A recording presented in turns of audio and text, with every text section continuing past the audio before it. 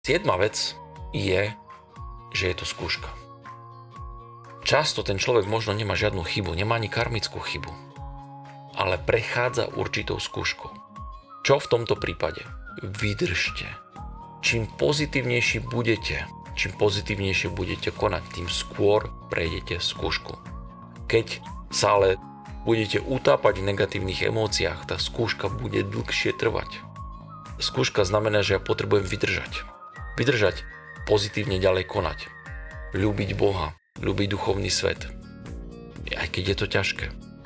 Ale dávajte pozor, často tieto veci prichádzajú práve ako skúška a keď to človek prejde, tie veci sa veľmi rýchlo poriešia a človek dostáva veľmi veľa. Príklad, Biblia, Hiobova kniha, prečítajte si to, kratučká kniha z Biblie. Znova Hiob v jednu noc stratil celý svoj majetok, ďalšiu noc celú svoju rodinu okrem ženy, to znamená všetky deti zrazu boli preč.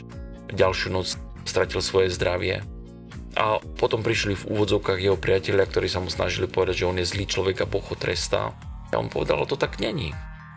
A nakoniec ten Boh sa zjavil a v skutku povedal, nie, to bola len skúška a títo ľudia o mne hovorili hlúposť. To znamená, to často nie je nejaký trest, ale skúška. Dávajte si na to pozor.